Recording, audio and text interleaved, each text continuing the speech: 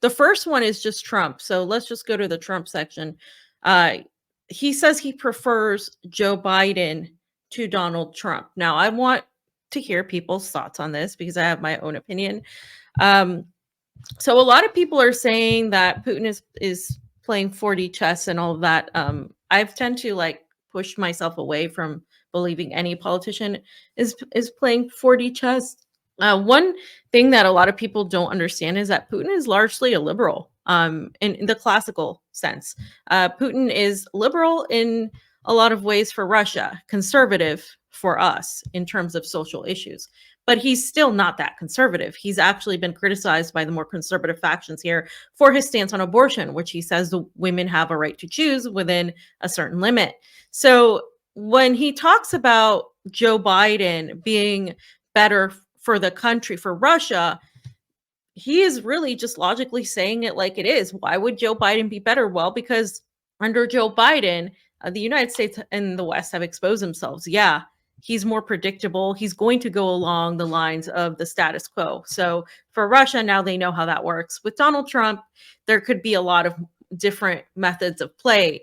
And at the same time, Putin could definitely be trolling and in a way saying that this is, that we prefer, I prefer Biden, just so they're like off his back about Trump. But but again, like I haven't seen Putin really do that very much. I mean, he'll troll, he'll joke here and there, but I haven't really seen him like troll that hard. So I don't know exactly if he is trolling or not, but somebody that is more predictable is also easier to control. So there is that aspect of Russia really not caring about what the United States does at this point in terms of, obviously they care about what they do against them, but in terms of what trying to appease them, Russia is done with the West. And I keep saying this to people. They're done. They don't need them anymore. So this is now like a new era where they don't really have to care. And he has talked about also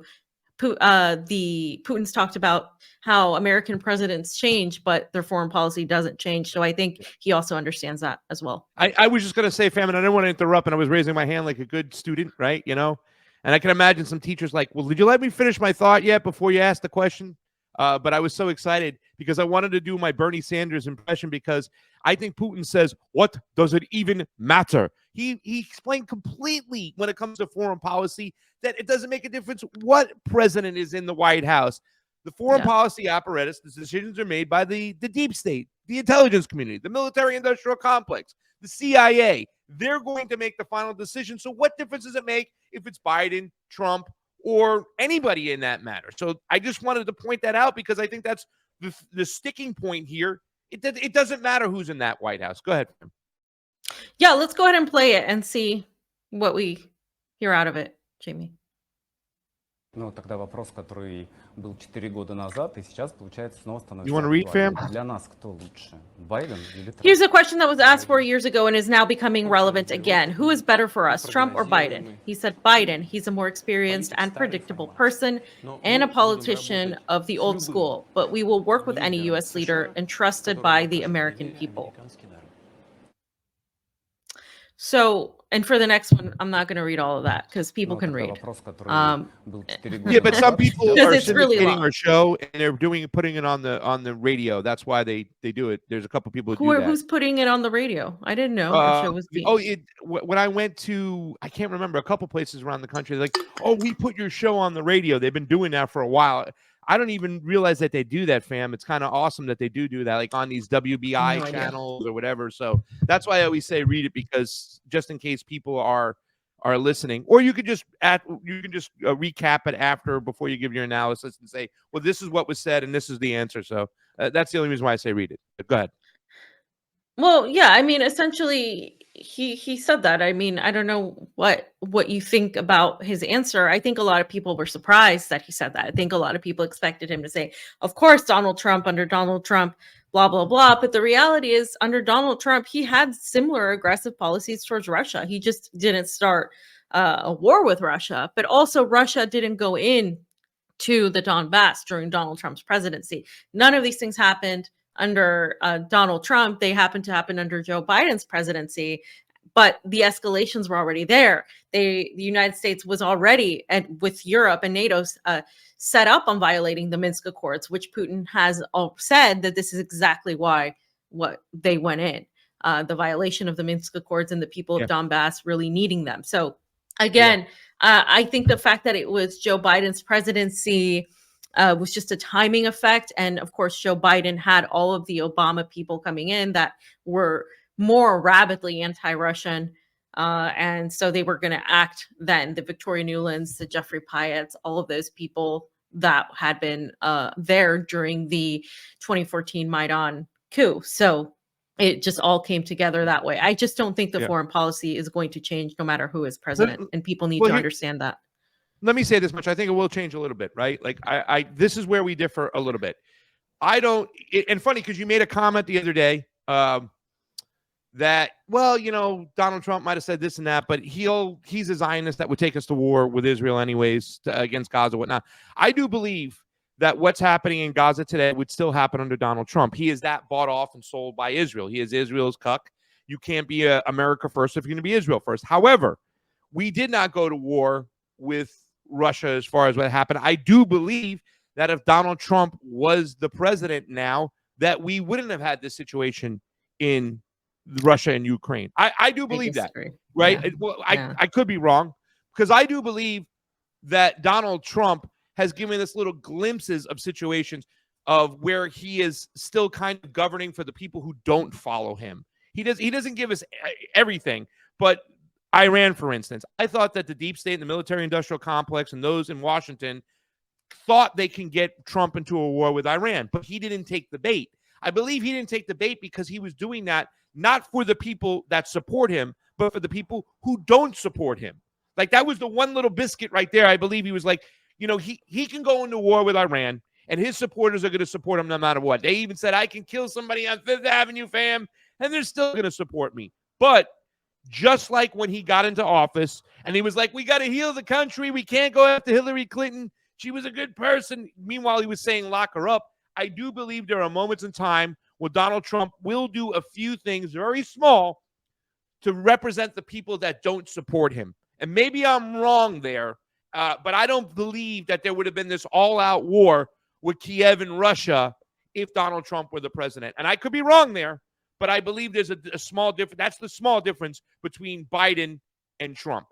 Go ahead. I think that's a huge difference, though, if that were the case, because, again, the whole Russia situation, one, they were all the NATO contingent was pushing Ukraine to join NATO.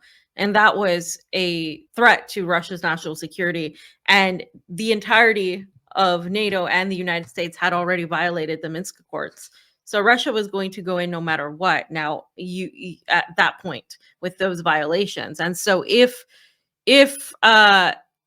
Trump wouldn't have acted in that, I think there would have been so much backlash to where if you're saying he is trying to act and serve those who don't like him, he would have had to do that. He would have had to go in and support Ukraine and all of that. He many times before recently, he was not supportive of Ukraine. He was never like, we shouldn't send arms to Ukraine until very recently. He hasn't really that much of a different policy. And I think he's doing a lot of what he's doing now for the campaign, but I don't see him. We won't know. I mean, at this point, right? We won't know because he didn't win. Barely, right? Yeah. He was pushed out, but so I guess it's a moot point, but yeah, I don't really think the policy would have been that much different. I think you would have seen less money funneled to Ukraine. I think you maybe would have seen an attempt to, okay, like, we're done. This isn't going anywhere. Like, let's do something else.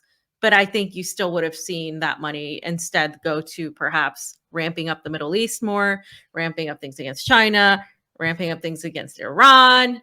And I think that's what we're going to see if he does get in with a Republican presidency. And I hope he does get in, because I want people to understand once and for all what they don't clearly understand yet, that there is no difference between the Democrats and Republicans, that they will hold hands when it comes to war at one end or the other. So people giving these minute differences of, well, maybe Trump is the lesser of evil. And this is something that Russians need to understand. People outside of the United States need to understand.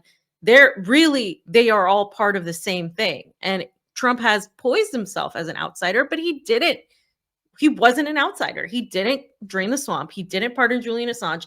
He has been pushed of any sort of criticism by his supporters saying that the deep state took control. Well, yeah, but if he is the guy that's going to take on the deep state, then he didn't. So you can't say he did. Well, and that's the thing. Yeah. Here's the thing, fam. I look at it as these presidents that, that they'll give the military industrial complex or the deep state or the intelligence community certain wars. For me, I believe that Trump would have been and will be more hostile to Latin America than Biden would be. That's what I'm saying. Yeah. But over there, he's less hostile, I think, when it comes to Yeah. Russia. So I don't think Yeah, he would he's have less given hostile. them this all-out Russian proxy war with Ukraine, but he would still give them what they want in Latin America. So maybe I'm wrong, fam, and maybe it's minor differences, major differences, but that's what I honestly believe. I believe that he would have been like, and that's the reason why I think they wanted to remove Flynn, because Flynn didn't want to have any hostiles towards Russia. He was like, Russia's done. This is General Flynn, his first choice to be his foreign policy apparatus, his voice. He wanted to go to all-out war with China. So I believe they would have been really much more hostile to China and more hostile to Latin America, but less hostile to Russia and whatnot. That's just my belief. Maybe I'm wrong. Maybe it seems that way. Or maybe that's the orchestrated, manufactured dance they're pulling and why they're moving these people in and out. I could be wrong. I could be right. But that is my thought process.